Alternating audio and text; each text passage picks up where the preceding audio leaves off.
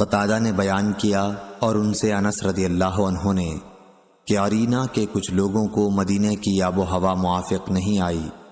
رسول اللہ صلی اللہ علیہ وسلم نے انہیں اس کی اجازت دے دی کہ وہ زکوٰۃ کے اونٹوں میں جا کر ان کا دودھ اور پیشاب استعمال کریں، کیونکہ وہ ایسے مرض میں مبتلا تھے جس کی دوا یہی تھی۔ لیکن انہوں نے ان اونٹوں کے چرواہے کو مار ڈالا اور اونٹوں کو لے کر بھاگ نکلے۔ رسول اللہ صلی اللہ علیہ وسلم نے ان کے پیچھے آدمی دوڑائے، آخر وہ لوگ پکڑ کر لائے گئے۔ حضور صلی اللہ علیہ وسلم نے ان کے ہاتھ اور پاؤں کٹوا دیے اور ان کی آنکھوں میں گرم سلائیاں پھروا دیں، پھر انہیں دھوپ میں ڈلوا دیا جس کی شدت کی وجہ سے وہ پتھر چبانے لگے تھے۔ اس روایت کے مطابق ابو قلابہ ثابت اور حمید نے انس رضی اللہ عنہ کے واسطے سے کی ہے۔ صحیح بخاری حدیث نمبر 1501۔ اسحاق بن عبداللہ بن ابی طلحہ نے بیان کیا، کہا کہ مجھ سے انس بن مالک رضی اللہ عنہ نے بیان کیا کہ میں عبداللہ بن ابی طلحہ کو لے کر رسول اللہ صلی اللہ علیہ وسلم کی خدمت میں حاضر ہوا کہ آپ ان کی تحنیک کر دیں، یعنی اپنے منہ سے کوئی چیز چبا کر ان کے منہ میں ڈال دیں۔ میں نے اس وقت دیکھا کہ آپ کے ہاتھ میں داغ لگانے کا آلہ تھا اور آپ زکوٰۃ کے اونٹوں پر داغ لگا رہے تھے۔ صحیح بخاری حدیث نمبر 1502۔ اسماعیل بن جعفر نے بیان کیا، ان سے عمر بن نافع نے، ان سے ان کے باپ نے اور ان سے حضرت عبداللہ بن عمر رضی اللہ عنہ نے بیان کیا کہ رسول اللہ صلی اللہ علیہ وسلم نے فطر کی زکوٰۃ صدقہ فطر 1 سا کھجور 1 سا جو فرض قرار دی تھی، غلام، آزاد مرد، عورت، چھوٹے اور بڑے تمام مسلمانوں پر آپ کا حکم یہ تھا کہ نماز عید کے لیے جانے سے پہلے یہ صدقہ ادا کر دیا جائے۔ صحیح بخاری حدیث نمبر 1503۔ امام مالک نے خبر دی انہیں نافع نے اور انہیں حضرت عبداللہ بن عمر رضی اللہ عنہ نے کہ رسول اللہ صلی اللہ علیہ وسلم نے فطر کی زکوٰۃ آزاد یا غلام، مرد یا عورت تمام مسلمانوں پر 1 سا کھجور یا جو فرض کی تھی۔ صحیح بخاری حدیث نمبر 1504۔ عیاض بن عبداللہ نے بیان کیا اور ان سے ابو سعید خدری رضی اللہ عنہ نے بیان کیا کہ ہم 1 سا جو کا صدقہ دیا کرتے تھے۔ صحیح بخاری حدیث نمبر 1505۔ عیاض بن عبداللہ بن سعد بن ابی سرح عامری نے بیان کیا کہ انہوں نے حضرت ابو سعید خدری رضی اللہ عنہ سے سنا، آپ فرماتے تھے کہ ہم فطرہ کی زکوٰۃ 1 سا اناج یا گیہوں یا 1 سا جو یا 1 سا کھجور یا 1 سا پنیر یا 1 سا زبیب، خشک انگور یا انجیر نکالا کرتے تھے۔ صحیح بخاری حدیث نمبر 1506۔ احمد بن یونس نے بیان کیا، انہوں نے کہا کہ ہم سے لیث بن نافع کے واسطے سے بیان کیا، ان سے عبداللہ بن عمر رضی اللہ عنہ نے کہ رسول اللہ صلی اللہ علیہ وسلم نے 1 سا کھجور یا 1 سا جو کی زکوٰۃ فطر دینے کا حکم فرمایا تھا۔ عبداللہ بن عمر رضی اللہ عنہ نے بیان کیا کہ پھر لوگوں نے اسی کے برابر 2 مد آدھا سا گیہوں کر لیا تھا۔ صحیح بخاری حدیث نمبر 1507۔ عیاض بن عبداللہ بن سعد بن ابی سرح نے بیان کیا اور ان سے ابو سعید خدری رضی اللہ عنہ نے بیان کیا کہ نبی کریم صلی اللہ علیہ وسلم کے زمانے میں صدقہ فطر 1 سا گیہوں یا 1 سا کھجور یا 1 سا جو یا 1 سا زبیب، خشک انگور یا خشک انجیر نکالتے تھے۔ پھر جب معاویہ رضی اللہ عنہ مدینے میں آئے اور گیہوں کی آمدنی ہوئی تو کہنے لگے، میں سمجھتا ہوں اس کا 1 مد دوسرے اناج کے 2 مد کے برابر ہے۔ صحیح بخاری حدیث نمبر 1508۔ موسیٰ بن عقبہ نے بیان کیا، ان سے نافع نے اور ان سے عبداللہ بن عمر رضی اللہ عنہ نے کہ نبی کریم صلی اللہ علیہ وسلم نے صدقہ فطر نماز عید کے لیے جانے سے پہلے نکالنے کا حکم دیا تھا۔ صحیح بخاری حدیث نمبر 1509۔ زید بن اسلم نے بیان کیا، ان سے عیاض بن عبداللہ بن سعد نے، ان سے ابو سعید خدری رضی اللہ عنہ نے بیان کیا کہ ہم نبی کریم صلی اللہ علیہ وسلم کے زمانے میں عید الفطر کے دن کھانے کے غلے سے ایک صاع نکالتے تھے۔ ابو سعید خدری رضی اللہ تعالی عنہ نے بیان کیا کہ ہمارا کھانا ان دنوں جو، زبیب، پنیر اور کھجور تھا۔ صحیح بخاری حدیث نمبر 1510۔ نافع نے بیان کیا اور ان سے حضرت عبداللہ بن عمر رضی اللہ عنہ نے کہ نبی کریم صلی اللہ علیہ وسلم نے صدقہ فطر یا یہ کہا کہ صدقہ رمضان مرد، عورت، آزاد اور غلام سب پر ایک صاع کھجور یا ایک صاع جو فرض قرار دیا تھا۔ پھر لوگوں نے آدھا صاع گیہوں کو اس کے برابر قرار دے لیا، لیکن ابن عمر رضی اللہ عنہ کھجور دیا کرتے تھے۔ ایک مرتبہ مدینے میں کھجور کا قحط پڑا تو آپ نے جو صدقے میں نکالا۔ ابن عمر رضی اللہ عنہ چھوٹے بڑے سب کی طرف سے، یہاں تک کہ میرے بیٹوں کی طرف سے بھی صدقہ فطر نکالتے تھے۔ ابن عمر رضی اللہ عنہ صدقہ فطر ہر فقیر کو جو اسے قبول کرتا دے دیا کرتے تھے، اور لوگ صدقہ فطر 1 یا 2 دن پہلے ہی دے دیا کرتے تھے۔ امام بخاری رحمہ اللہ نے کہا میرے بیٹوں سے نافع کے بیٹے مراد ہیں۔ امام بخاری نے کہا کہ وہ عید سے پہلے جو صدقہ دے دیتے تھے تو اکٹھا ہونے کے لیے نہ فقیروں کے لیے، پھر وہ جمع کر کے فقراء میں تقسیم کر دیا جاتا۔ صحیح بخاری حدیث نمبر 1511۔ نافع نے بیان کیا کہ حضرت عبداللہ بن عمر رضی اللہ عنہ نے فرمایا کہ رسول اللہ صلی اللہ علیہ وسلم نے 1 صاع جو یا 1 صاع کھجور کا صدقہ فطر چھوٹے بڑے، آزاد اور غلام سب پر فرض قرار دیا۔ صحیح بخاری حدیث نمبر 1512۔ امام مالک نے خبر دی، انہیں ابن شہاب نے، انہیں سلیمان بن یسار نے، اور ان سے عبداللہ بن عباس رضی اللہ عنہ نے بیان کیا کہ فضل بن عباس حجۃ الوداع میں رسول اللہ صلی اللہ علیہ وسلم کے ساتھ سواری کے پیچھے بیٹھے ہوئے تھے کہ قبیلہ خشم کی ایک خوبصورت عورت آئی۔ فضل اس کو دیکھنے لگے، وہ بھی انہیں دیکھ رہی تھی۔ رسول اللہ صلی اللہ علیہ وسلم فضل کا چہرہ بار بار دوسری طرف موڑ دینا چاہتے تھے۔ اس عورت نے کہا کہ یا رسول اللہ، اللہ کا فریضہ حج میرے والد کے لیے ادا کرنا ضروری ہو گیا ہے، لیکن وہ بہت بوڑھے ہیں، اونٹنی پر بیٹھ نہیں سکتے، کیا میں ان کی طرف سے حج بدل کر سکتی ہوں؟ حضور صلی اللہ علیہ وسلم نے فرمایا کہ ہاں، یہ حجۃ الوداع کا واقعہ تھا۔ صحیح بخاری حدیث نمبر 1513۔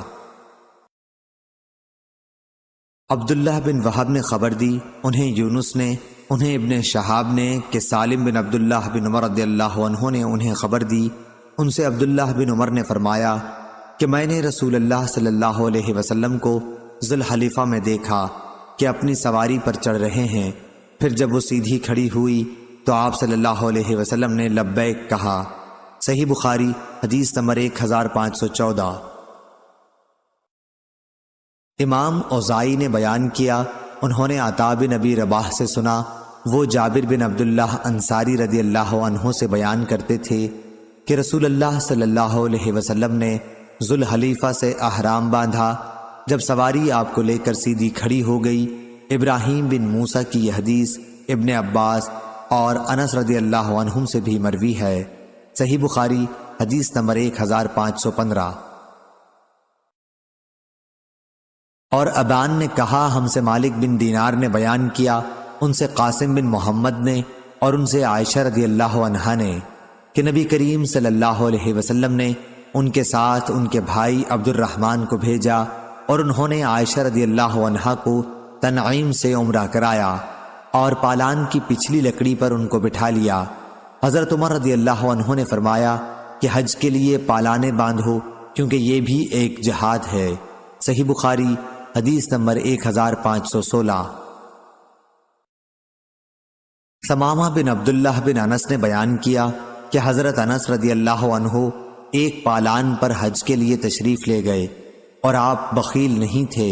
آپ نے بیان کیا کہ نبی کریم صلی اللہ علیہ وسلم بھی پالان پر حج کے لیے تشریف لے گئے تھے، اسی پر آپ کا اسباب بھی لدا ہوا تھا۔ صحیح بخاری حدیث نمبر 1517۔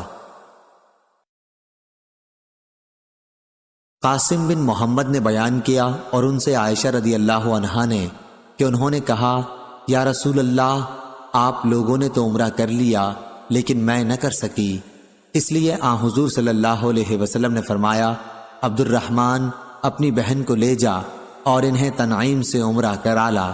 چنانچہ انہوں نے عائشہ رضی اللہ عنہا کو اپنے اونٹ کے پیچھے بٹھایا اور عائشہ رضی اللہ عنہا نے عمرہ ادا کیا۔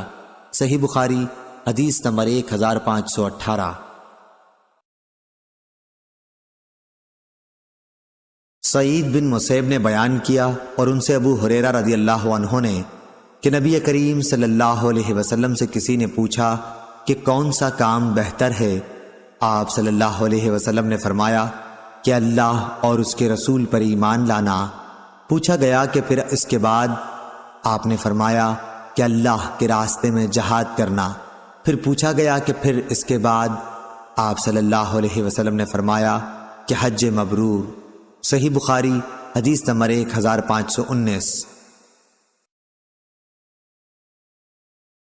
حبیب بن ابی عمرہ نے خبر دی، انہیں عائشہ بنت طلحہ نے اور انہیں ام المومنین حضرت عائشہ صدیقہ رضی اللہ عنہا نے کہا کہ انہوں نے پوچھا یا رسول اللہ صلی اللہ علیہ وسلم، ہم دیکھتے ہیں کہ جہاد سب نیک کاموں سے بڑھ کر ہے، پھر ہم بھی کیوں نہ جہاد کریں؟ حضور صلی اللہ علیہ وسلم نے فرمایا کہ نہیں، بلکہ سب سے افضل جہاد حج ہے جو مبرور ہو۔ صحیح بخاری حدیث نمبر 1520۔ سیار ابو الحکم نے بیان کیا، کہا کہ میں نے ابو حزم سے سنا، انہوں نے بیان کیا میں نے ابو ہریرہ رضی اللہ عنہ سے سنا اور انہوں نے نبی کریم صلی اللہ علیہ وسلم سے سنا۔ آپ نے فرمایا جس شخص نے اللہ کے لیے اس شان کے ساتھ حج کیا کہ نہ کوئی فحش بات ہوئی اور نہ کوئی گناہ، تو وہ اس دن کی طرح واپس ہوگا جیسے اس کی ماں نے اسے جنا تھا۔ صحیح بخاری حدیث نمبر 1521۔ زید بن جبیر نے بیان کیا کہ وہ عبداللہ بن عمر رضی اللہ عنہ کی قیام گاہ پر حاضر ہوئے، وہاں قنات کے ساتھ شامیانہ لگا ہوا تھا۔ زید بن جبیر نے کہا کہ میں نے پوچھا کہ کس جگہ سے عمرے کا احرام باندھنا چاہیے؟ عبداللہ رضی اللہ عنہ نے جواب دیا کہ رسول اللہ صلی اللہ علیہ وسلم نے نجد والوں کے لیے قرن، مدینہ والوں کے لیے ذوالحلیفہ اور شام والوں کے لیے جحفہ مقرر کیا ہے۔ صحیح بخاری حدیث نمبر 1522۔ اکرمہ نے بیان کیا اور ان سے حضرت عبداللہ بن عباس رضی اللہ عنہ نے بیان کیا کہ یمن کے لوگ راستے کا خرچ ساتھ لائے بغیر حج کے لیے آ جاتے تھے، کہتے تو یہ تھے کہ ہم توکل کرتے ہیں، لیکن جب مکہ آتے تو لوگوں سے مانگنے لگتے۔ اس پر اللہ تعالیٰ نے یہ آیت نازل فرمائی اور توشہ لے لیا کرو کہ سب سے بہتر توشہ تو تقوی ہی ہے۔ اس کو ابن عینہ نے عمروں سے بواسطہ اکرمہ مرسلن نقل کیا ہے۔ صحیح بخاری حدیث نمبر 1523۔ موسیٰ بن اسماعیل نے بیان کیا، کہا کہ ہم سے وہیب نے بیان کیا، کہا کہ ہم سے عبداللہ بن طاؤس نے بیان کیا، ان سے ان کے باپ نے اور ان سے ابن عباس رضی اللہ عنہ نے کہ نبی کریم صلی اللہ علیہ وسلم نے مدینہ والوں کے احرام کے لیے ذوالحلیفہ، شام والوں کے لیے جحفہ، نجد والوں کے لیے قرن، منازل، یمن والوں کے لیے یلملم متعین کیا۔ یہاں سے ان مقامات والے بھی احرام باندھیں اور ان کے علاوہ وہ لوگ بھی جو ان راستوں سے آئیں اور حج یا عمرے کا ارادہ رکھتے ہوں، لیکن جن کا قیام میقات اور مکے کے درمیان ہے تو وہ احرام اسی جگہ سے باندھیں جہاں سے انہیں سفر شروع کرنا ہے، یہاں تک کہ مکے کے لوگ مکے سے احرام باندھیں۔ صحیح بخاری حدیث نمبر 1524۔ امام مالک نے خبر دی، انہیں نافع نے اور انہیں عبداللہ بن عمر رضی اللہ عنہ نے کہ رسول اللہ صلی اللہ علیہ وسلم نے فرمایا مدینہ کے لوگ ذوالحلیفہ سے احرام باندھیں، شام کے لوگ جحفہ سے اور نجد کے لوگ قرن منازل سے۔ عبداللہ نے کہا کہ مجھے معلوم ہوا ہے کہ نبی کریم صلی اللہ علیہ وسلم نے فرمایا اور یمن کے لوگ یلملم سے احرام باندھیں۔ صحیح بخاری حدیث نمبر 1525۔ طاؤس نے بیان کیا اور ان سے حضرت عبداللہ بن عباس رضی اللہ عنہ نے بیان کیا کہ رسول اللہ صلی اللہ علیہ وسلم نے مدینہ والوں کے لیے ذوالحلیفہ کو میقات مقرر کیا، شام والوں کے لیے جحفہ، نجد والوں کے لیے قرن منازل اور یمن والوں کے لیے یلملم۔ یہ میقات ان ملک والوں کے لیے ہیں اور ان لوگوں کے لیے بھی جو ان ملکوں سے گزر کر حرم میں داخل ہوں اور حج یا عمرے کا ارادہ رکھتے ہوں، لیکن جو لوگ میقات کے اندر رہتے ہوں ان کے لیے احرام باندھنے کی جگہ ان کے گھر ہیں، یہاں تک کہ مکے کے لوگ احرام مکے ہی سے باندھیں۔ صحیح بخاری حدیث نمبر 1526۔ سفیان بن عینہ نے بیان کیا، کہا کہ ہم نے ظاہری سے یہ حدیث یاد رکھی، ان سے سالم نے کہا اور ان سے ان کے والد نے بیان کیا تھا کہ رسول اللہ صلی اللہ علیہ وسلم نے میقات متعین کر دیے تھے۔ صحیح بخاری حدیث نمبر 1527۔ دوسری سند، اور امام بخاری نے کہا کہ مجھ سے احمد نے بیان کیا، کہا کہ ہم سے عبداللہ بن وہب نے بیان کیا، کہا کہ مجھے یونس نے خبر دی، انہیں ابن شہاب نے، انہیں سالم بن عبداللہ نے اور ان سے ان کے والد نے بیان کیا کہ میں نے رسول کریم صلی اللہ علیہ وسلم سے سنا، آپ نے فرمایا تھا کہ مدینہ والوں کے لیے احرام باندھنے کی جگہ ذوالحلیفہ اور شام والوں کے لیے مہیعہ یعنی جحفہ اور نجد والوں کے لیے قرن منازل۔ عبداللہ بن عمر رضی اللہ عنہ نے کہا کہ لوگ کہتے تھے کہ نبی کریم صلی اللہ علیہ وسلم نے فرمایا کہ یمن والے احرام یلملم سے باندھیں، لیکن میں نے اسے آپ سے نہیں سنا۔ صحیح بخاری حدیث نمبر 1528۔ حماد بن زید نے بیان کیا، انہوں نے کہا کہ ہم سے عمرو بن دینار نے، ان سے طاؤس نے اور ان سے ابن عباس رضی اللہ عنہ نے کہ نبی کریم صلی اللہ علیہ وسلم نے مدینہ والوں کے لیے ذوالحلیفہ میقات ٹھہرایا اور شام والوں کے لیے جحفہ، یمن والوں کے لیے یلملم اور نجد والوں کے لیے قرن منازل۔ یہ ان ملکوں کے لوگوں کے لیے ہیں اور دوسرے ان تمام لوگوں کے لیے بھی جو ان ملکوں سے گزریں اور حج اور عمرے کا ارادہ رکھتے ہوں، لیکن جو لوگ میقات کے اندر رہتے ہوں تو وہ اپنے شہروں سے احرام باندھیں تاکہ مکے کے لوگ مکے ہی سے احرام باندھیں۔ صحیح بخاری حدیث نمبر 1529۔ عبداللہ بن طاؤس نے بیان کیا، ان سے ان کے باپ نے اور ان سے ابن عباس رضی اللہ عنہ نے کہ نبی کریم صلی اللہ علیہ وسلم نے مدینہ والوں کے لیے ذوالحلیفہ مقرر کیا، شام والوں کے لیے جحفہ، نجد والوں کے لیے قرن منازل اور یمن والوں کے لیے یلملم۔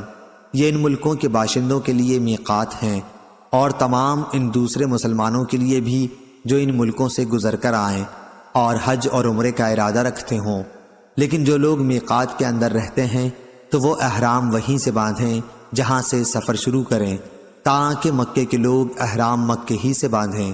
صحیح بخاری حدیث نمبر 1530۔ عبید اللہ عمری نے نافع سے بیان کیا اور ان سے عبداللہ بن عمر رضی اللہ عنہ نے کہ جب یہ دو شہر بصرہ اور کوفہ فتح ہوئے تو لوگ حضرت عمر رضی اللہ عنہ کے پاس آئے اور کہا کہ یا امیر المومنین، رسول اللہ صلی اللہ علیہ وسلم نے نجد کے لوگوں کے لیے احرام باندھنے کی جگہ قرن منازل قرار دی ہے اور ہمارا راستہ ادھر سے نہیں ہے، اگر ہم قرن کی طرف جائیں تو ہمارے لیے بڑی دشواری ہوگی۔ اس پر حضرت عمر رضی اللہ عنہ نے فرمایا کہ پھر تم اپنے راستے میں اس کے برابر کوئی چیز تجویز کر لو، چنانچہ ان کے لیے ذات عرق کی تعین کر دی۔ صحیح بخاری حدیث نمبر 1531۔ امام مالک نے خبر دی، انہیں نافع نے، انہیں عبداللہ بن عمر رضی اللہ عنہ نے کہ رسول اللہ صلی اللہ علیہ وسلم نے مقام ذوالحلیفہ کے پتھریلے میدان میں سواری روکی اور پھر وہیں آپ صلی اللہ علیہ وسلم نے نماز پڑھی۔ عبداللہ بن عمر رضی اللہ عنہ بھی ایسا ہی کیا کرتے تھے۔ صحیح بخاری حدیث نمبر 1532۔ عبید اللہ عمری نے بیان کیا، ان سے نافع نے بیان کیا، ان سے عبداللہ بن عمر رضی اللہ عنہ نے بیان کیا کہ رسول اللہ صلی اللہ علیہ وسلم شجرہ کے راستے سے گزرتے ہوئے معرس کے راستے سے مدینے آتے۔ نبی اکرم صلی اللہ علیہ وسلم جب مکہ جاتے تو شجرہ کی مسجد میں نماز پڑھتے، لیکن واپسی میں ذوالحلیفہ کے نشیب میں نماز پڑھتے۔ آپ رات وہیں گزارتے تاکہ صبح ہو جاتی۔ صحیح بخاری حدیث نمبر 1533۔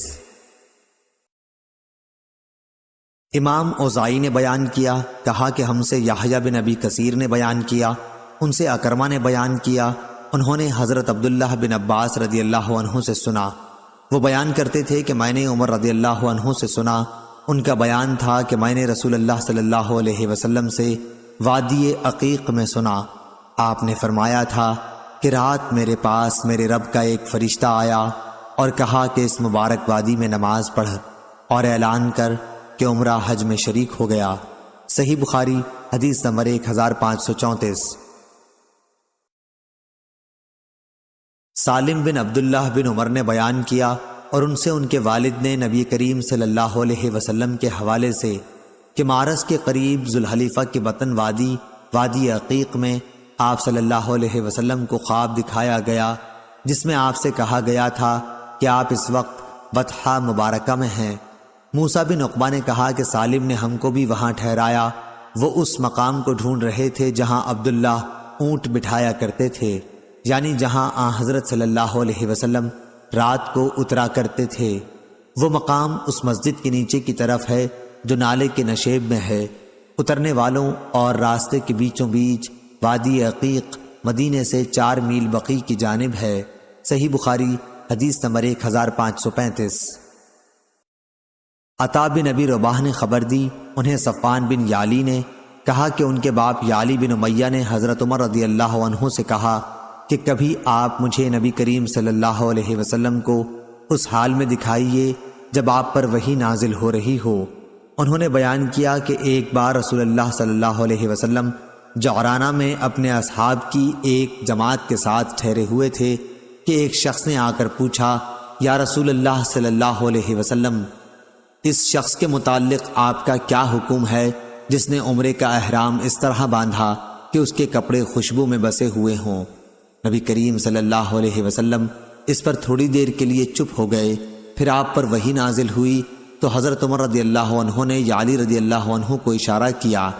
یعلی آئے تو رسول اللہ صلی اللہ علیہ وسلم پر ایک کپڑا تھا جس کے اندر آپ تشریف رکھتے تھے۔ انہوں نے کپڑے کے اندر اپنا سر کیا تو کیا دیکھتے ہیں کہ روئے مبارک سرخ ہے اور آپ خراٹے لے رہے ہیں۔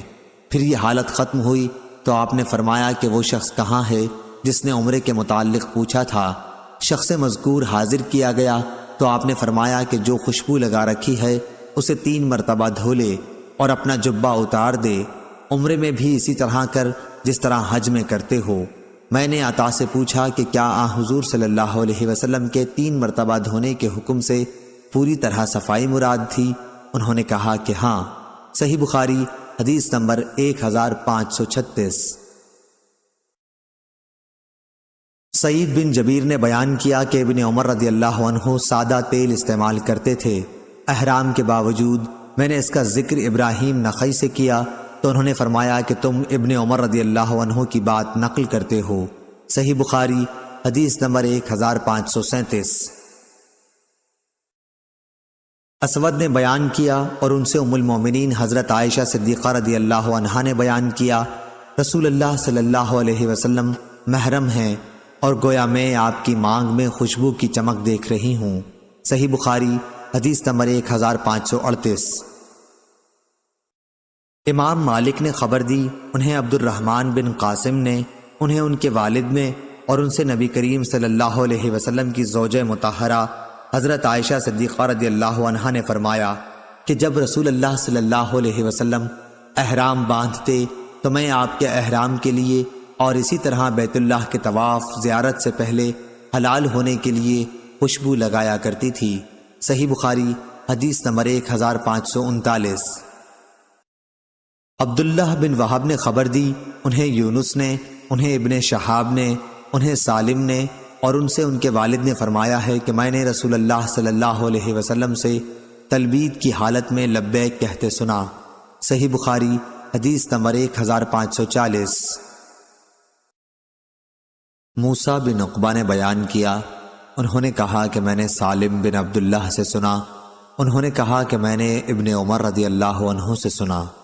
دوسری سند امام بخاری نے کہا اور ہم سے عبداللہ بن مسلمہ قامبی نے بیان کیا، ان سے امام مالک نے، ان سے موسیٰ بن عقبہ نے، ان سے سالم بن عبداللہ نے، انہوں نے اپنے باپ سے سنا، وہ کہہ رہے تھے کہ رسول اللہ صلی اللہ علیہ وسلم نے مسجد ذوالحلیفہ کے قریب ہی پہنچ کر احرام باندھا تھا۔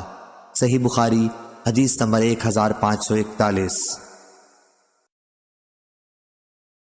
امام مالک نے خبر دی، انہیں نافع نے اور انہیں عبداللہ بن عمر رضی اللہ عنہ نے، کہ ایک شخص نے پوچھا کہ یا رسول اللہ صلی اللہ علیہ وسلم، محرم کو کس طرح کا کپڑا پہننا چاہیے؟ حضور صلی اللہ علیہ وسلم نے فرمایا، نہ کرتا پہنے، نہ عمامہ باندھے، نہ پاجامہ پہنے، نہ باران کوٹ، نہ موزے، لیکن اگر اس کے پاس جوتی نہ ہو تو وہ موزے اس وقت پہن سکتا ہے جب ٹخنوں کے نیچے سے ان کو کاٹ لیا ہو، اور احرام میں کوئی ایسا کپڑا نہ پہنو جس میں زعفران یا ورس لگا ہوا ہو۔ ابو عبداللہ امام بخاری رحمہ اللہ نے کہا کہ محرم اپنا سر دھو سکتا ہے لیکن کنگھا نہ کرے، بدن بھی نہ کھجلانا چاہیے، اور جوں سر اور بدن سے نکال کر زمین پر ڈالی جا سکتی ہے۔ صحیح بخاری حدیث نمبر 1542۔ جریر بن حازم نے بیان کیا، ان سے یونس بن زید نے، ان سے زہری نے، ان سے عبید اللہ بن عبداللہ نے، اور ان سے ابن عباس رضی اللہ عنہ نے، کہ عرفات سے مزدلفہ تک اسامہ بن زید رضی اللہ عنہ رسول اللہ صلی اللہ علیہ وسلم کی سواری پر پیچھے بیٹھے ہوئے تھے۔ پھر مزدلفہ سے منا تک حضرت فضل بن عباس رضی اللہ عنہ بیٹھ گئے تھے۔ دونوں حضرات نے بیان کیا کہ رسول اللہ صلی اللہ علیہ وسلم جمرہ عقبہ کی رمی تک برابر تلبیہ کہتے رہے۔ صحیح بخاری حدیث نمبر 1543، 1544۔ جریر بن حازم نے بیان کیا، ان سے یونس بن زید نے، ان سے زہری نے، ان سے عبید اللہ بن عبداللہ نے، اور ان سے ابن عباس رضی اللہ عنہ نے، کہ عرفات سے مزدلفہ تک اسامہ بن زید رضی اللہ عنہ رسول اللہ صلی اللہ علیہ وسلم کی سواری پر پیچھے بیٹھے ہوئے تھے۔ پھر مزدلفہ سے منا تک حضرت فضل بن عباس رضی اللہ عنہ بیٹھ گئے تھے۔ دونوں حضرات نے بیان کیا کہ رسول اللہ صلی اللہ علیہ وسلم جمرہ عقبہ کی رمی تک برابر تلبیہ کہتے رہے۔ صحیح بخاری حدیث نمبر 1543، 1544۔ قریب نے خبر دی اور ان سے عبداللہ بن عباس رضی اللہ عنہ نے بیان کیا کہ حجۃ الوداع میں ظہر اور عصر کے درمیان ہفتے کے دن نبی کریم صلی اللہ علیہ وسلم کنگھا کرنے اور تیل لگانے اور ازار اور رداء پہننے کے بعد اپنے صحابہ رضی اللہ عنہم کے ساتھ مدینے سے نکلے۔ آپ نے اس وقت زعفران میں رنگے ہوئے ایسے کپڑے کے سوا جس کا رنگ بدن پر لگتا ہو کسی قسم کی چادر یا تہبند پہننے سے منع نہیں کیا۔ دن میں آپ ذوالحلیفہ پہنچ گئے اور رات وہیں گزاری۔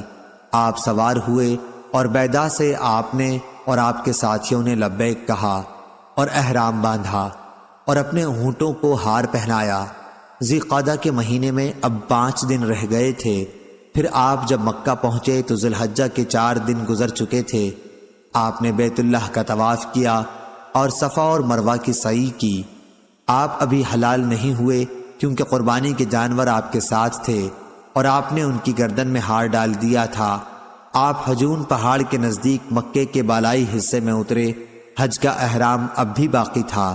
بیت اللہ کے طواف کے بعد پھر آپ وہاں اس وقت تک تشریف نہیں لے گئے جب تک میدان عرفات سے واپس نہ ہو لیے۔ آپ نے اپنے ساتھیوں کو حکم دیا تھا کہ وہ بیت اللہ کا طواف کریں اور صفا و مروہ کے درمیان سعی کریں، پھر اپنے سروں کے بال ترشوا کر حلال ہو جائیں۔ یہ فرمان ان لوگوں کے لیے تھا جن کے ساتھ قربانی کے جانور نہیں تھے۔ اگر کسی کے ساتھ اس کی بیوی تھی تو وہ اس سے ہم بستر ہو سکتا تھا۔ اس طرح خوشبودار اور سلے ہوئے کپڑے کا استعمال بھی اس کے لیے جائز تھا۔ صحیح بخاری حدیث نمبر 1545۔ ابن جریج نے خبر دی، انہوں نے کہا مجھ سے محمد بن المنقدر نے بیان کیا اور ان سے انس بن مالک رضی اللہ عنہ نے بیان کیا۔ انہوں نے کہا کہ نبی کریم صلی اللہ علیہ وسلم نے مدینے میں 4 رکعتیں پڑھیں لیکن ذوالحلیفہ میں 2 رکعت ادا فرمائیں۔ پھر آپ نے رات وہیں گزاری۔ صبح کے وقت جب آپ اپنی سواری پر سوار ہوئے تو آپ نے لبیک پکار دی۔ صحیح بخاری حدیث نمبر 1546۔ ایوب سختیانی نے بیان کیا، ان سے ابو قلابہ نے اور ان سے انس بن مالک نے کہ رسول اللہ صلی اللہ علیہ وسلم نے مدینے میں ظہر 4 رکعت پڑھی، لیکن ذوالحلیفہ میں عصر 2 رکعت۔ انہوں نے کہا کہ میرا خیال ہے کہ رات صبح تک آپ نے ذوالحلیفہ میں ہی گزار دی۔ صحیح بخاری حدیث نمبر 1547۔ حماد بن زید نے بیان کیا، ان سے ابو ایوب نے، ان سے ابو قلابہ نے اور ان سے انس بن مالک نے کہ نبی کریم صلی اللہ علیہ وسلم نے ظہر مدینہ منورہ میں 4 رکعت پڑھی، لیکن نماز عصر ذوالحلیفہ میں 2 رکعت پڑھی۔ میں نے خود سنا کہ لوگ بلند آواز سے حج اور عمرہ دونوں کے لیے لبیک کہہ رہے تھے۔ صحیح بخاری حدیث نمبر 1548۔ امام مالک نے خبر دی، انہیں نافع نے اور انہیں عبداللہ بن عمر رضی اللہ عنہ نے کہ رسول اللہ صلی اللہ علیہ وسلم کا تلبیہ یہ تھا، حاضر ہوں اے اللہ، حاضر ہوں میں، تیرا کوئی شریک نہیں، حاضر ہوں، تمام حمد تیرے ہی لیے ہے اور تمام نعمتیں تیری ہی طرف سے ہیں، ملک تیرا ہی ہے، تیرا کوئی شریک نہیں ہے۔ صحیح بخاری حدیث نمبر 1549۔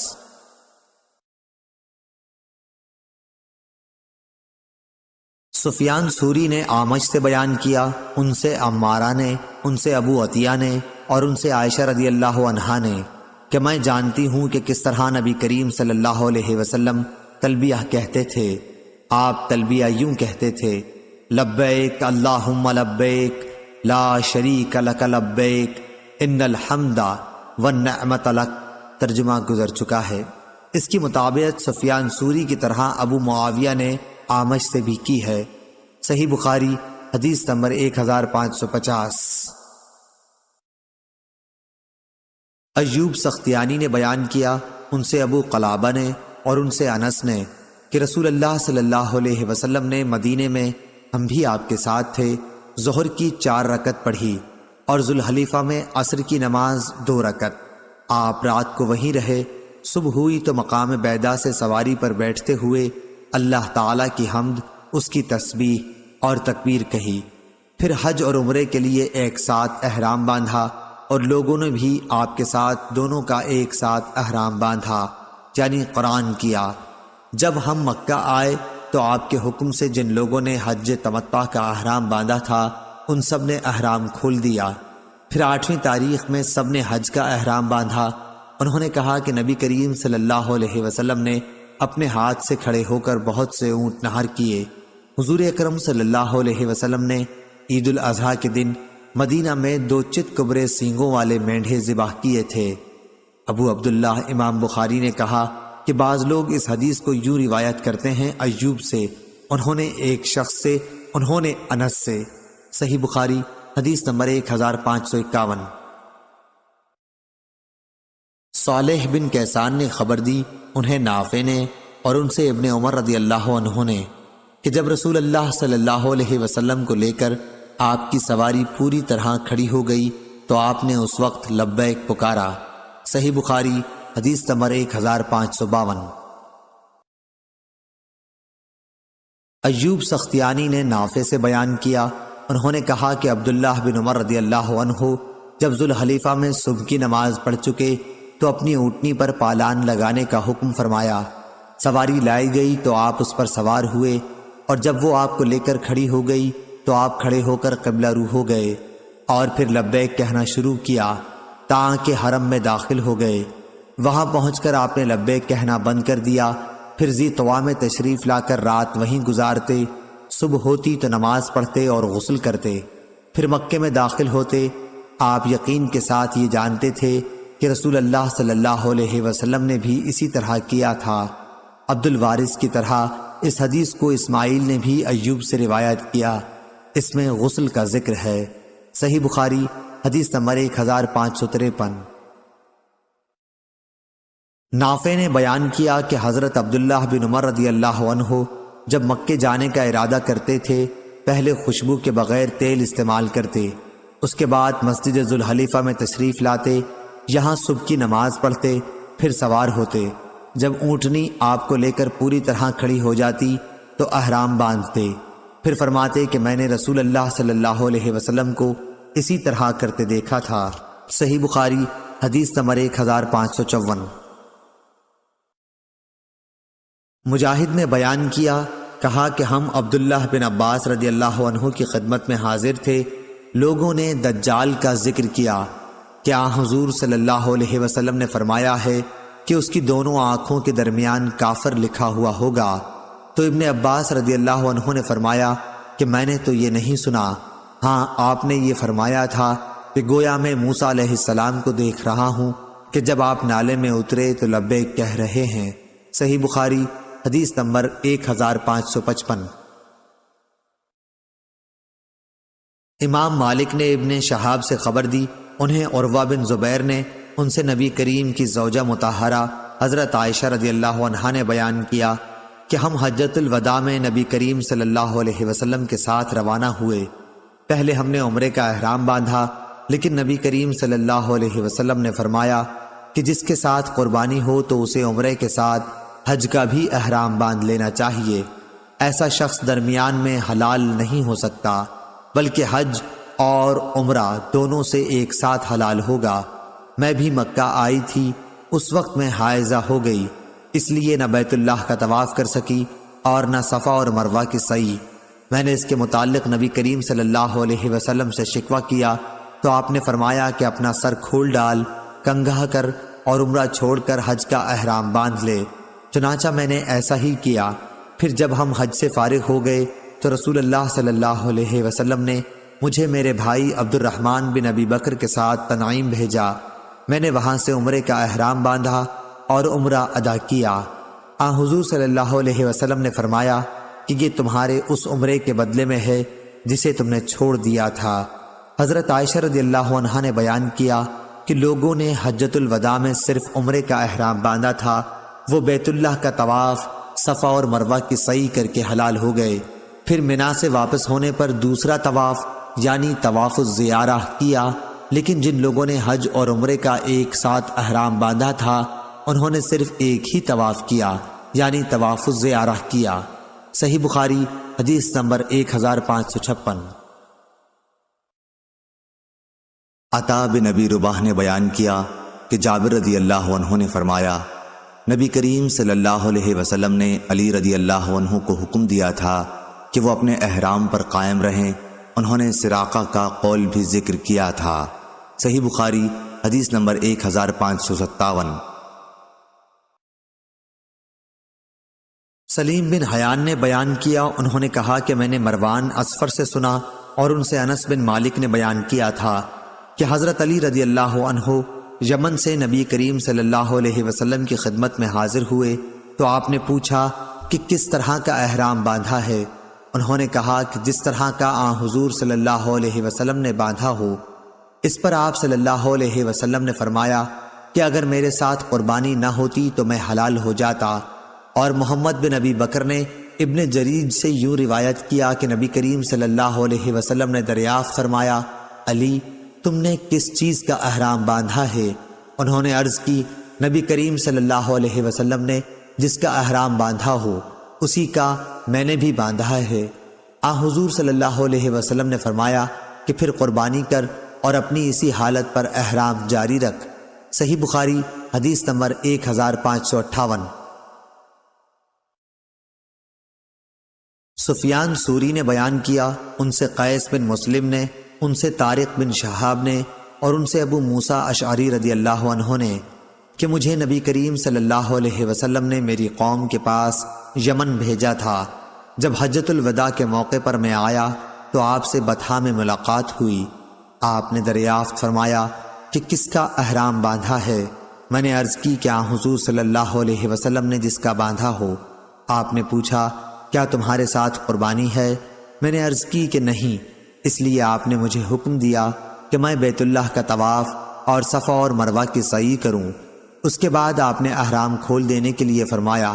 چنانچہ میں اپنی قوم کی ایک خاتون کے پاس آیا، انہوں نے میرے سر کا کنگھا کیا یا میرا سر دھویا۔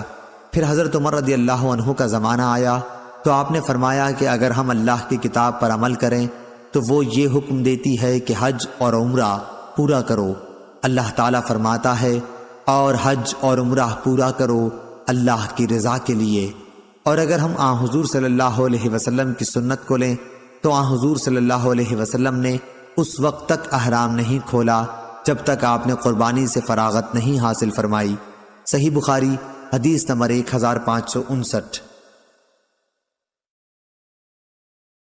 افلح بن حمید نے بیان کیا، کہا کہ میں نے قاسم بن محمد سے سنا، ان سے عائشہ رضی اللہ عنہا نے بیان کیا کہ ہم رسول اللہ صلی اللہ علیہ وسلم کے ساتھ حج کے مہینوں میں، حج کی راتوں میں اور حج کے دنوں میں نکلے، پھر صرف میں جا کر اترے۔ آپ نے بیان کیا کہ پھر نبی کریم صلی اللہ علیہ وسلم نے صحابہ رضی اللہ عنہم کو خطاب فرمایا، جس کے ساتھ ہدی نہ ہو اور وہ چاہتا ہو کہ اپنے احرام کو صرف عمرے کا بنا لے تو اسے ایسا کر لینا چاہیے، لیکن جس کے ساتھ قربانی ہے وہ ایسا نہ کرے۔ حضرت عائشہ رضی اللہ عنہا نے بیان فرمایا کہ حضور صلی اللہ علیہ وسلم کے بعض اصحاب نے اس فرمان پر عمل کیا اور بعض نے نہیں کیا۔ انہوں نے بیان کیا کہ رسول اللہ صلی اللہ علیہ وسلم اور آپ کے بعض اصحاب جو استطاعت و حوصلہ والے تھے کہ وہ احرام کے ممنوعات سے بچ سکتے تھے، ان کے ساتھ ہدی بھی تھی، اس لیے وہ تنہا عمرہ نہیں کر سکتے تھے، پس انہوں نے احرام نہیں کھولا۔ عائشہ رضی اللہ عنہا نے بیان کیا کہ رسول اللہ صلی اللہ علیہ وسلم میرے پاس تشریف لائے تو میں رو رہی تھی۔ آپ نے پوچھا، اے بھولی بھالی عورت، تو رو کیوں رہی ہے؟ میں نے عرض کی کہ میں نے آپ کے اپنے صحابہ رضی اللہ عنہم سے ارشاد کو سن لیا، اب تو میں عمرہ نہ کر سکوں گی۔ آپ نے پوچھا، کیا بات ہے؟ میں نے کہا، میں نماز پڑھنے کے قابل نہ رہی، یعنی حائضہ ہو گئی۔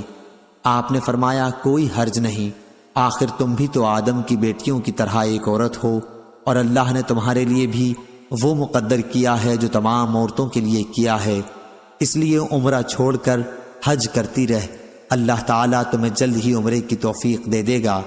عائشہ رضی اللہ عنہا نے بیان کیا کہ ہم حج کے لیے نکلے، جب ہم عرفات سے منا پہنچے تو میں پاک ہو گئی، پھر منا سے جب میں نکلی تو بیت اللہ کا طواف و زیارہ کیا۔ آپ نے بیان کیا کہ آخر میں حضور صلی اللہ علیہ وسلم کے ساتھ جب واپس ہونے لگی تو آپ وادی محصب میں آن کر اترے، ہم بھی آپ کے ساتھ ٹھہرے۔ آپ نے عبد الرحمن بن ابی بکر کو بلا کر کہا کہ اپنی بہن کو لے کر حرم سے باہر جا اور وہاں سے عمرے کا احرام باندھ، پھر عمرے سے فارغ ہو کر تم لوگ یہیں واپس آ جاؤ، میں تمہارا انتظار کرتا رہوں گا۔ عائشہ رضی اللہ عنہا نے بیان کیا کہ ہم حضور صلی اللہ علیہ وسلم کی ہدایت کے مطابق چلے، اور جب میں اور میرے بھائی طواف سے فارغ ہو گئے تو میں سحری کے وقت آپ کی خدمت میں پہنچی۔ آپ نے پوچھا کہ فارغ ہو گئیں؟ میں نے کہا ہاں۔ تب آپ نے اپنے ساتھیوں سے سفر شروع کر دینے کے لیے کہا۔ سفر شروع ہو گیا اور آپ مدینہ منورہ واپس ہو رہے تھے۔ ابو عبداللہ امام بخاری نے کہا کہ جو لا یدرک ہے وہ دورہ یدیر و دائرہ سے مشتق ہے، دورہ یدور و زورہ بھی استعمال ہوتا ہے، اور جس روایت میں لا یدرک ہے وہ درہ یدر و درہ سے نکلا۔ صحیح بخاری حدیث نمبر 1560۔ جریر نے بیان کیا، ان سے منصور نے، ان سے ابراہیم نخعی نے، ان سے اسود نے اور ان سے عائشہ رضی اللہ عنہا نے کہ ہم حج کے لیے رسول اللہ صلی اللہ علیہ وسلم کے ساتھ نکلے، ہماری نیت حج کے سوا اور کچھ نہ تھی۔ جب ہم مکہ پہنچے تو اور لوگوں نے بیت اللہ کا طواف کیا۔ حضور صلی اللہ علیہ وسلم کا حکم تھا کہ جو قربانی اپنے ساتھ نہ لایا ہو وہ حلال ہو جائے، چنانچہ جن کے پاس ہدی نہ تھی وہ حلال ہو گئے۔ افعال عمرہ کے بعد حضور صلی اللہ علیہ وسلم کی ازواج مطہرات ہدی نہیں لے گئی تھیں، اس لیے انہوں نے بھی احرام کھول ڈالے۔ عائشہ رضی اللہ عنہا نے کہا کہ میں حائضہ ہو گئی تھی، اس لیے میں بیت اللہ کا طواف نہ کر سکی، یعنی عمرہ چھوٹ گیا اور حج کرتی چلی گئی۔ جب محصب کی رات آئی میں نے کہا، یا رسول اللہ، اور لوگ تو حج اور عمرہ دونوں کر کے واپس ہو رہے ہیں، لیکن میں صرف حج کر سکتی ہوں۔ اس پر آپ نے فرمایا، کیا جب ہم مکہ آئے تھے تو تم طواف نہ کر سکی تھیں؟ میں نے کہا کہ نہیں۔ آپ نے فرمایا کہ اپنے بھائی کے ساتھ تنعیم تک چلی جا اور وہاں سے عمرے کا احرام باندھ، پھر عمرہ ادا کر، ہم لوگ تمہارا فلاں جگہ انتظار کریں گے۔ اور صفیہ رضی اللہ عنہا نے کہا کہ معلوم ہوتا ہے میں بھی آپ لوگوں کو رکنے کا سبب بن جاؤں گی۔ حضور صلی اللہ علیہ وسلم نے فرمایا، مردار سرمنڈی، کیا تو نے یوم نحر کا طواف نہیں کیا تھا؟ انہوں نے کہا، کیوں نہیں، میں تو طواف کر چکی ہوں۔ آپ نے فرمایا، پھر کوئی حرج نہیں، چل کوچ کر۔ عائشہ رضی اللہ عنہا نے کہا، پھر میری ملاقات نبی کریم صلی اللہ علیہ وسلم سے ہوئی تو آپ مکے سے جاتے ہوئے اوپر کے حصے پر چڑھ رہے تھے اور میں نشیب میں اتر رہی تھی، یا یہ کہا کہ میں اوپر چڑھ رہی تھی اور حضور صلی اللہ علیہ وسلم اس چڑھاؤ کے بعد اتر رہے تھے۔ صحیح بخاری حدیث نمبر 1561۔ امام مالک نے خبر دی، انہیں ابو الاسود محمد بن عبد الرحمن بن نوفل نے، انہیں عروہ بن زبیر نے، اور ان سے ام المومنین حضرت عائشہ صدیقہ رضی اللہ عنہا نے بیان کیا کہ ہم حجۃ الوداع کے موقع پر رسول اللہ صلی اللہ علیہ وسلم کے ساتھ چلے۔ کچھ لوگوں نے عمرے کا احرام باندھا تھا، کچھ نے حج اور عمرہ دونوں کا، اور کچھ نے صرف حج کا۔ رسول اللہ صلی اللہ علیہ وسلم نے پہلے صرف حج کا احرام باندھا تھا، پھر آپ نے عمرہ بھی شریک کر لیا۔ پھر جن لوگوں نے حج کا احرام باندھا تھا یا حج اور عمرہ دونوں کا، ان کا احرام 10ویں تاریخ تک نہ کھل سکا۔ صحیح بخاری حدیث نمبر 1562۔ شعبہ نے بیان کیا، ان سے حکم نے، ان سے علی بن حسین حضرت زین العابدین نے، اور ان سے مروان بن حکم نے بیان کیا کہ حضرت عثمان اور علی رضی اللہ عنہ کو میں نے دیکھا ہے۔ عثمان رضی اللہ عنہ حج اور عمرے کو ایک ساتھ ادا کرنے سے روکتے تھے، لیکن حضرت علی رضی اللہ عنہ نے اس کے باوجود دونوں کا ایک ساتھ احرام باندھا اور کہا، لبیک بعمرہ و حجہ۔ آپ نے فرمایا کہ میں کسی ایک شخص کی بات پر رسول اللہ صلی اللہ علیہ وسلم کی حدیث کو نہیں چھوڑ سکتا۔ صحیح بخاری حدیث نمبر 1563۔ عبداللہ بن طاؤس نے بیان کیا، ان سے ان کے باپ نے اور ان سے ابن عباس رضی اللہ عنہ نے، کہ عرب سمجھتے تھے کہ حج کے دنوں میں عمرہ کرنا روئے زمین پر سب سے بڑا گناہ ہے۔ یہ لوگ محرم کو سفر بنا لیتے اور کہتے کہ جب اونٹ کی پیٹھ سستا لے اور اس پر خوب بال اگ جائیں اور سفر کا مہینہ ختم ہو جائے، یعنی حج کے ایام گزر جائیں، تو عمرہ حلال ہوتا ہے۔ پھر جب نبی کریم صلی اللہ علیہ وسلم اپنے صحابہ رضی اللہ عنہم کے ساتھ چوتھی کی صبح کو احرام باندھے ہوئے آئے تو آپ نے انہیں حکم دیا کہ اپنے حج کو عمرہ بنا لیں۔ یہ حکم عرب کے پرانے رواج کی بنا پر عام صحابہ رضی اللہ عنہم پر بڑا بھاری گزرا۔ انہوں نے پوچھا، یا رسول اللہ، عمرہ کر کے ہمارے لیے کیا چیز حلال ہو گئی؟ آپ نے فرمایا کہ تمام چیزیں حلال ہو جائیں گی۔ صحیح بخاری حدیث نمبر 1564۔ محمد بن جعفر غندر نے بیان کیا، کہا کہ ہم سے شعبہ نے بیان کیا، ان سے قیس بن مسلم نے، ان سے طارق بن شہاب نے، اور ان سے ابو موسیٰ اشعری رضی اللہ عنہ نے، کہ میں نبی کریم صلی اللہ علیہ وسلم کی خدمت میں حجۃ الوداع کے موقع پر یمن سے حاضر ہوا تو آپ نے مجھ کو عمرے کے بعد احرام کھول دینے کا حکم دیا۔ صحیح بخاری حدیث نمبر 1565۔ امام مالک رضی اللہ عنہ نے بیان کیا، دوسری سند، اور امام بخاری رحمہ اللہ نے کہا کہ ہم سے عبداللہ بن یوسف نے بیان کیا، کہا کہ ہمیں امام مالک رحمہ اللہ نے خبر دی، انہیں نافع نے اور انہیں ابن عمر رضی اللہ عنہ نے، کہ حضور صلی اللہ علیہ وسلم کی زوجہ مطہرہ حضرت حفصہ رضی اللہ عنہا نے بیان کیا کہ انہوں نے رسول اللہ صلی اللہ علیہ وسلم سے دریافت کیا، یا رسول اللہ، کیا بات ہے، اور لوگ تو عمرہ کر کے حلال ہو گئے لیکن آپ حلال نہیں ہوئے؟ حضور صلی اللہ علیہ وسلم نے فرمایا کہ میں نے اپنے سر کی تلبید، بالوں کو جمانے کے لیے ایک لیسدار چیز کا استعمال کرنا کی ہے، اور اپنے ساتھ ہدی قربانی کا جانور لایا ہوں، اس لیے میں قربانی سے پہلے احرام نہیں کھول سکتا۔ صحیح بخاری حدیث نمبر 1566۔ ابو جمرہ نصر بن عمران الزبعی نے بیان کیا، انہوں نے کہا کہ میں نے حج اور عمرے کا ایک ساتھ احرام باندھا تو کچھ لوگوں نے مجھے منع کیا، اس لیے میں نے ابن عباس رضی اللہ عنہ سے اس کے متعلق دریافت کیا۔ آپ نے تمتع کرنے کے لیے کہا۔ پھر میں نے ایک شخص کو دیکھا کہ مجھ سے کہہ رہا ہے، حج بھی مبرور ہوا اور عمرہ بھی قبول ہوا۔ میں نے یہ خواب ابن عباس رضی اللہ عنہ کو سنایا تو آپ نے فرمایا کہ یہ نبی کریم صلی اللہ علیہ وسلم کی سنت ہے۔ پھر آپ نے فرمایا کہ میرے یہاں قیام کر، میں اپنے پاس سے تمہارے لیے کچھ مقرر کر کے دیا کروں گا۔ شعبہ نے بیان کیا کہ میں نے ابو جمرہ سے پوچھا کہ ابن عباس رضی اللہ عنہ نے یہ کیوں کیا تھا، یعنی مال کس بات پر دینے کے لیے کہا؟ انہوں نے بیان کیا کہ اس خواب کی وجہ سے جو میں نے دیکھا تھا۔ صحیح بخاری حدیث نمبر 1567۔ ابو شہاب نے کہا کہ میں تمتع کی نیت سے عمرے کا احرام باندھ کے یوم ترویہ سے 3 دن پہلے مکہ پہنچا۔ اس پر مکہ کے کچھ لوگوں نے کہا اب تمہارا حج مکی ہوگا۔ میں عطا بن ابی رباح کی خدمت میں حاضر ہوا یہی پوچھنے کے لیے۔ انہوں نے فرمایا کہ مجھ سے جابر بن عبداللہ رضی اللہ عنہ نے بیان کیا کہ انہوں نے رسول اللہ صلی اللہ علیہ وسلم کے ساتھ وہ حج کیا تھا جس میں آپ صلی اللہ علیہ وسلم اپنے ساتھ قربانی کے اونٹ لائے تھے، یعنی حجۃ الوداع۔ صحابہ رضی اللہ عنہم نے صرف مفرد حج کا احرام باندھا، لیکن حضور صلی اللہ علیہ وسلم نے ان سے فرمایا کہ عمرے کا احرام باندھ لو اور بیت اللہ کے طواف اور صفا و مروہ کی سعی کے بعد اپنے احرام کھول ڈالو اور بال ترشوا لو۔ یوم ترویہ تک برابر اسی طرح حلال رہو، پھر یوم ترویہ میں مکے سے حج کا احرام باندھو، اور اس طرح اپنے حج مفرد کو جس کی تم نے پہلے نیت کی تھی اب اسے تمتع بنا لو۔ صحابہ رضی اللہ عنہم نے عرض کی کہ ہم اسے تمتع کیسے بنا سکتے ہیں، ہم تو حج کا احرام باندھ چکے ہیں۔ اس پر حضور صلی اللہ علیہ وسلم نے فرمایا کہ جس طرح میں کہہ رہا ہوں ویسا ہی کرو۔ اگر میرے ساتھ ہدی نہ ہوتی تو خود میں بھی اسی طرح کرتا جس طرح تم سے کہہ رہا ہوں، لیکن میں کیا کروں، اب میرے لیے کوئی چیز اس وقت تک حلال نہیں ہو سکتی جب تک میرے قربانی کے جانوروں کی قربانی نہ ہو جائے۔ چنانچہ صحابہ رضی اللہ عنہم نے آپ کے حکم کی تعمیل کی۔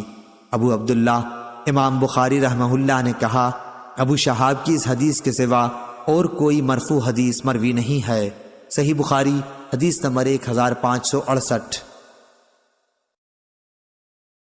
حجاج بن محمد اور نے بیان کیا، ان سے شعبہ نے، ان سے عمرو بن مرہ نے، ان سے سعید بن مسیب نے کہ جب حضرت عثمان اور حضرت علی رضی اللہ عنہ عصفان آئے تو ان میں باہم تمتع کے سلسلے میں اختلاف ہوا، تو حضرت علی رضی اللہ عنہ نے فرمایا کہ جس کو رسول اللہ صلی اللہ علیہ وسلم نے کیا ہے اس سے آپ کیوں روک رہے ہیں؟ اس پر عثمان رضی اللہ عنہ نے فرمایا کہ مجھے اپنے حال پر رہنے دو۔ یہ دیکھ کر علی نے حج اور عمرہ دونوں کا احرام ایک ساتھ باندھا۔ صحیح بخاری حدیث نمبر 1569۔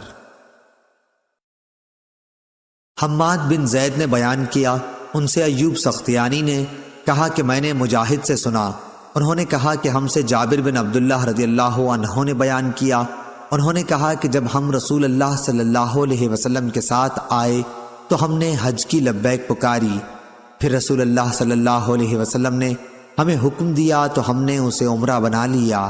صحیح بخاری حدیث نمبر 1570۔ حمام بن یحییٰ نے قتادہ سے بیان کیا، کہا کہ مجھ سے مطرف نے عمران بن حسین سے بیان کیا، انہوں نے کہا کہ رسول اللہ صلی اللہ علیہ وسلم کے زمانے میں ہم نے تمتع کیا تھا اور خود قرآن میں تمتع کا حکم نازل ہوا تھا، اب ایک شخص نے اپنی رائے سے جو چاہا کہہ دیا۔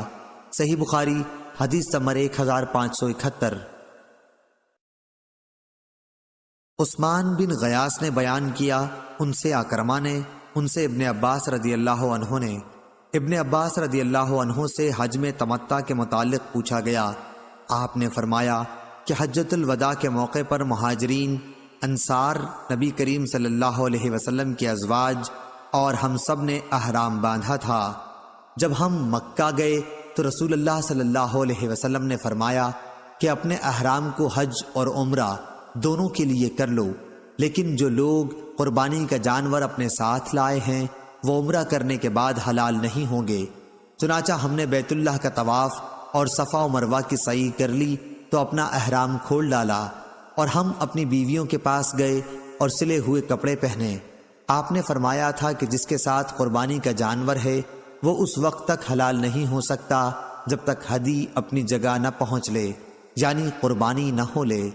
ہمیں جنہوں نے ہدی ساتھ نہیں لی تھی، آپ صلی اللہ علیہ وسلم نے 8ویں تاریخ کی شام کو حکم دیا کہ ہم حج کا احرام باندھ لیں۔ پھر جب ہم مناسک حج سے فارغ ہو گئے تو ہم نے آ کر بیت اللہ کا طواف اور صفا مروہ کی سعی کی۔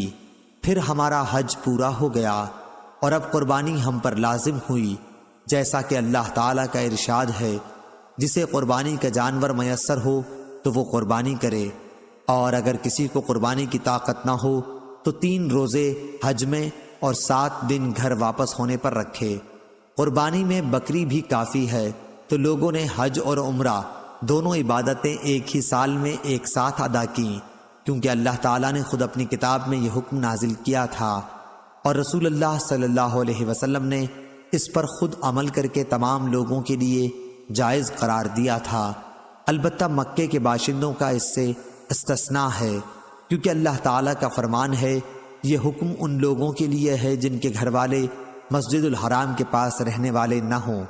اور حج کے جن مہینوں کا قرآن میں ذکر ہے وہ شوال، ذوالقعدہ اور ذی الحجہ ہیں۔ ان مہینوں میں جو کوئی بھی تمتع کرے وہ یا قربانی دے یا اگر مقدور نہ ہو تو روزے رکھے۔ اور رفث کا معانی جمع یا فحش باتیں اور فسوق، گناہ اور جدال، لوگوں سے جھگڑنا۔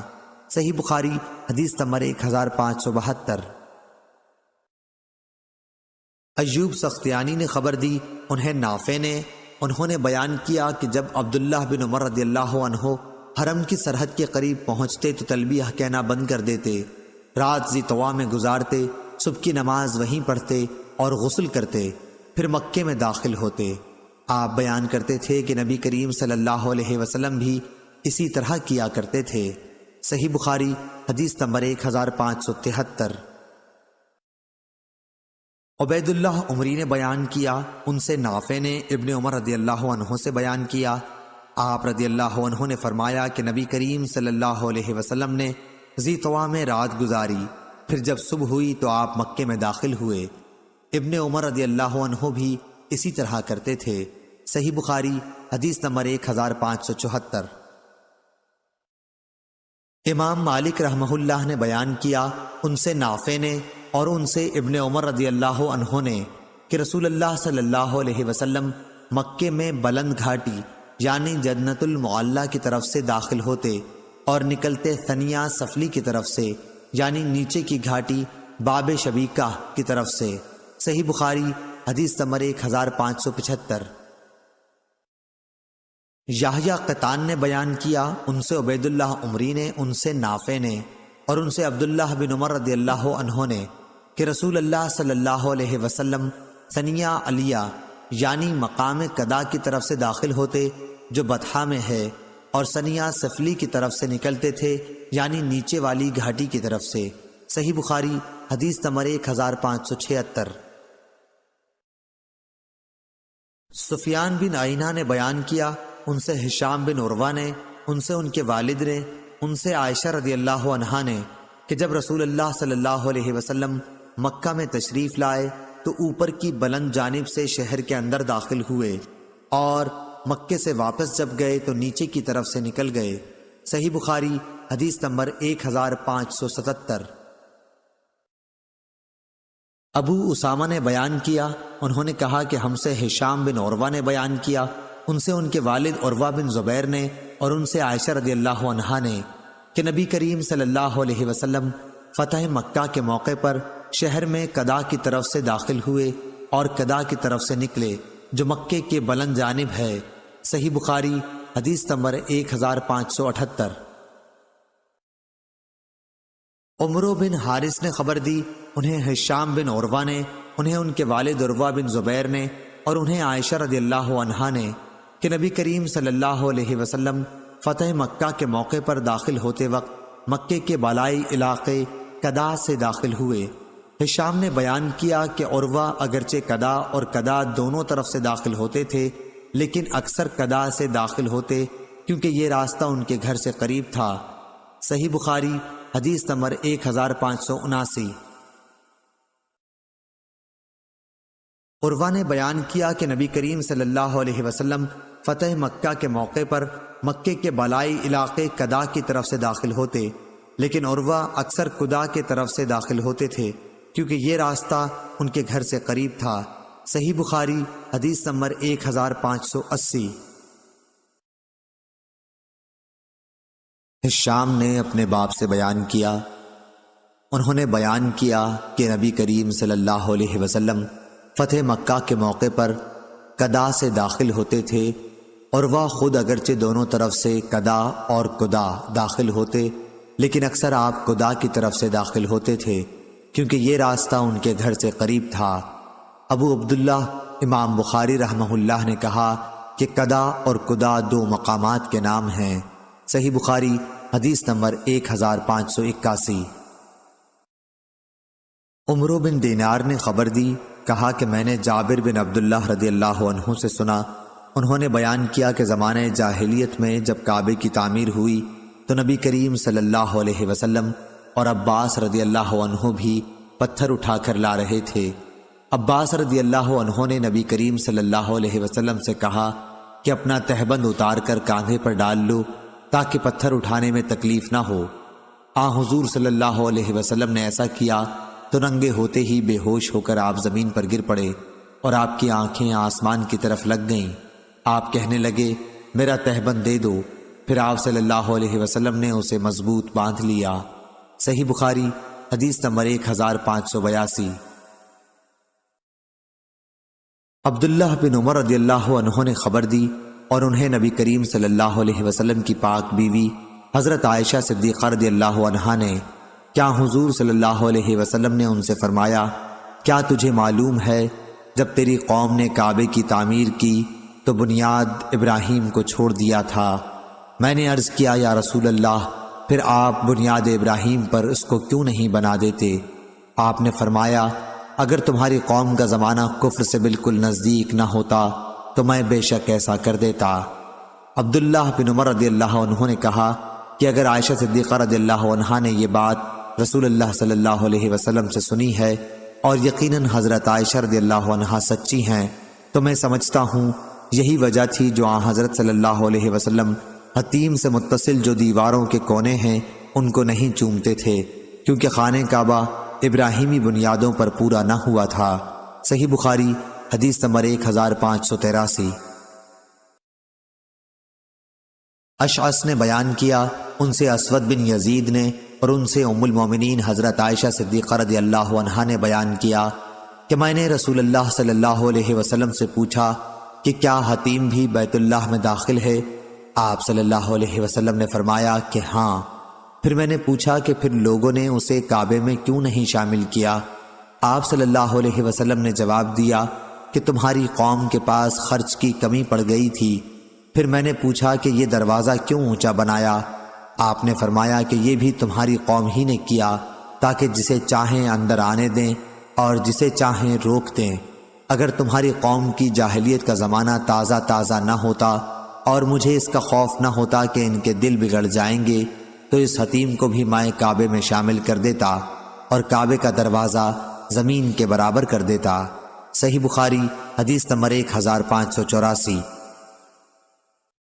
ہشام نے بیان کیا، ان سے ان کے والد نے اور ان سے ام المومنین حضرت عائشہ صدیقہ رضی اللہ عنہا نے بیان کیا کہ رسول اللہ صلی اللہ علیہ وسلم نے مجھ سے فرمایا اگر تمہاری قوم کا زمانہ کفر سے ابھی تازہ نہ ہوتا تو میں خانہ کعبہ کو توڑ کر اسے ابراہیم علیہ السلام کی بنیاد پر بناتا، کیونکہ قریش نے اس میں کمی کر دی ہے، اس میں ایک دروازہ اور اس دروازے کے مقابل رکھتا۔ ابو معاویہ نے کہا ہم سے ہشام نے بیان کیا، حدیث میں خلف سے دروازہ مراد ہے۔ صحیح بخاری حدیث نمبر 1585۔ یزید بن رومان نے بیان کیا، ان سے عروہ نے اور ان سے ام المومنین حضرت عائشہ صدیقہ رضی اللہ عنہا نے کہ رسول اللہ صلی اللہ علیہ وسلم نے فرمایا عائشہ اگر تیری قوم کا زمانہ جاہلیت ابھی تازہ نہ ہوتا تو میں بیت اللہ کو گرانے کا حکم دے دیتا تاکہ نئی تعمیر میں اس حصے کو بھی داخل کر دوں جو اس سے باہر رہ گیا ہے، اور اس کی کرسی زمین کے برابر کر دوں اور اس کے 2 دروازے بنا دوں، ایک مشرق اور ایک مغرب میں۔ اس طرح ابراہیم علیہ السلام کی بنا پر اس کی تعمیر ہو جاتی۔ عبداللہ بن زبیر رضی اللہ عنہ کا کعبے کو گرانے سے یہی مقصد تھا۔ یزید نے بیان کیا کہ میں اس وقت موجود تھا جب عبداللہ بن زبیر رضی اللہ عنہ نے اسے گرایا تھا اور اس کی نئی تعمیر کر کے حتیم کو اس کے اندر کر دیا تھا۔ میں نے ابراہیم علیہ السلام کی تعمیر کے پائے بھی دیکھے جو اونٹ کی کوہان کی طرح تھے۔ جریر بن حازم نے کہا کہ میں نے ان سے پوچھا کہ ان کی جگہ کہاں ہے؟ انہوں نے فرمایا کہ میں ابھی دکھاتا ہوں۔ چنانچہ میں ان کے ساتھ حتیم میں گیا اور آپ نے ایک جگہ کی طرف اشارہ کر کے کہا کہ یہ وہ جگہ ہے۔ جریر نے کہا کہ میں نے اندازہ لگایا کہ وہ جگہ حتیم میں سے 6 ہاتھ ہوگی یا ایسی ہی کچھ۔ صحیح بخاری حدیث نمبر 1586۔ جریر بن عبد الحمید نے منصور سے بیان کیا، ان سے مجاہد نے، ان سے طاؤس نے اور ان سے ابن عباس رضی اللہ عنہ نے بیان کیا، رسول اللہ صلی اللہ علیہ وسلم نے فتح مکہ پر فرمایا تھا کہ اللہ تعالیٰ نے اس شہر مکے کو حرمت والا بنایا ہے، یعنی عزت دی ہے، پس اس کے درختوں کے کانٹے تک بھی نہیں کاٹے جا سکتے، یہاں کے شکار بھی نہیں ہنکائے جا سکتے، اور ان کے علاوہ جو اعلان کر کے مالک تک پہنچانے کا ارادہ رکھتے ہوں کوئی شخص یہاں کی گری پڑی چیز بھی نہیں اٹھا سکتا ہے۔ صحیح بخاری حدیث نمبر 1587۔ عبداللہ بن وہب نے خبر دی، انہیں یونس نے، انہیں ابن شہاب نے، انہیں علی بن حسین نے، انہیں عمرو بن عثمان نے اور انہیں حضرت اسامہ بن زید رضی اللہ عنہ نے کہ انہوں نے پوچھا، یا رسول اللہ صلی اللہ علیہ وسلم، آپ مکے میں کیا اپنے گھر میں قیام فرمائیں گے؟ اس پر آپ نے فرمایا کہ عقیل نے ہمارے لیے محلہ یا مکان چھوڑا ہی کب ہے، سب بیچ کھوچ کر برابر کر دیے۔ عقیل اور طالب ابو طالب کے وارث ہوئے تھے۔ جعفر اور علی رضی اللہ عنہ کو وراثت میں کچھ نہیں ملا تھا کیونکہ یہ دونوں مسلمان ہو گئے تھے، اور عقیل ابتدا میں اور طالب اسلام نہیں لائے تھے۔ اس بنیاد پر حضرت عمر بن خطاب رضی اللہ عنہ فرمایا کرتے تھے کہ مسلمان کافر کا وارث نہیں ہوتا۔ ابن شہاب نے کہا کہ لوگ اللہ تعالیٰ کے اس ارشاد سے دلیل لیتے ہیں کہ جو لوگ ایمان لائے، ہجرت کی اور اپنے مال اور جان کے ساتھ اللہ کی راہ میں جہاد کیا، اور وہ لوگ جنہوں نے پناہ دی اور مدد کی، وہی ایک دوسرے کے وارث ہوں گے۔ صحیح بخاری حدیث نمبر 1588۔ ظاہری نے کہا کہ مجھ سے ابو سلمہ نے بیان کیا، ان سے ابو ہریرہ رضی اللہ عنہ نے بیان کیا کہ رسول اللہ صلی اللہ علیہ وسلم نے جب منا سے لوٹتے ہوئے حجۃ الوداع کے موقع پر مکے آنے کا ارادہ کیا تو فرمایا کہ کل انشاءاللہ ہمارا قیام اسی خیف بنی کنانہ یعنی محصب میں ہوگا جہاں قریش نے کفر پر اڑے رہنے کی قسم کھائی تھی۔ صحیح بخاری حدیث نمبر 1589۔ ابو سلمہ نے بیان کیا اور ان سے ابو ہریرہ رضی اللہ عنہ نے بیان کیا کہ 11ویں کی صبح کو جب حضور صلی اللہ علیہ وسلم منا میں تھے تو یہ فرمایا تھا کہ کل ہم خیف بنی کنانہ میں قیام کریں گے جہاں قریش نے کفر کی حمایت کی قسم کھائی تھی۔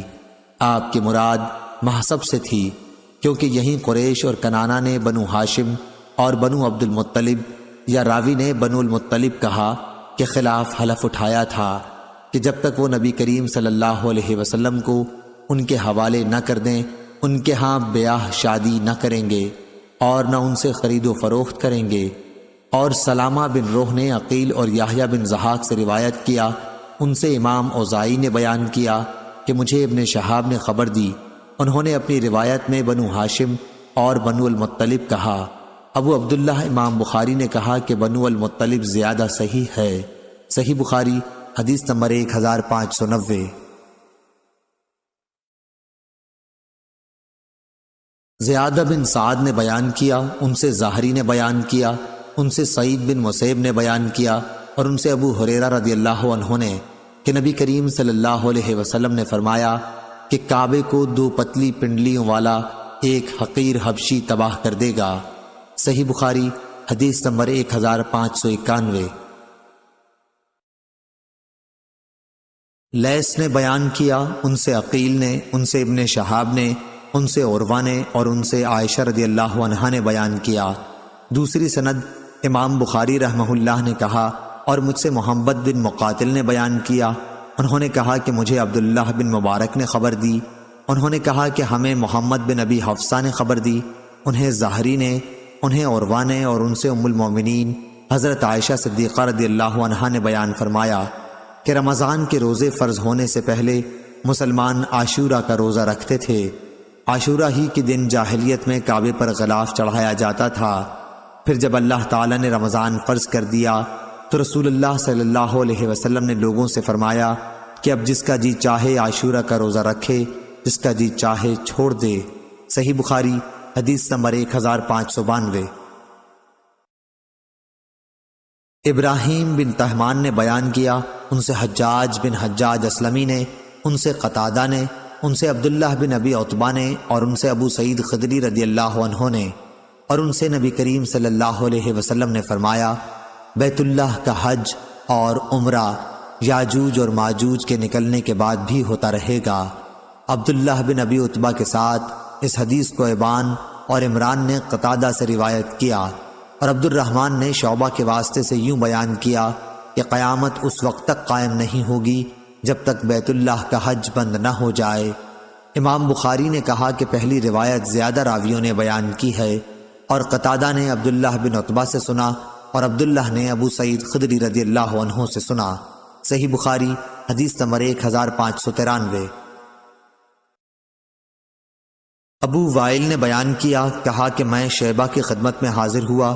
دوسری سند، اور ہم سے قبیصہ نے بیان کیا، کہا کہ ہم سے سفیان نے واصل سے بیان کیا، اور ان سے ابو وائل نے بیان کیا کہ میں شیبہ کے ساتھ کعبے میں کرسی پر بیٹھا ہوا تھا، تو شیبہ نے فرمایا کہ اسی جگہ بیٹھ کر عمر رضی اللہ عنہ نے ایک مرتبہ فرمایا کہ میرا ارادہ یہ ہوتا ہے کہ کعبے کے اندر جتنا سونا چاندی ہے اسے نہ چھوڑوں جسے زمانہ جاہلیت میں کفار نے جمع کیا تھا، بلکہ سب کو نکال کر مسلمانوں میں تقسیم کر دوں۔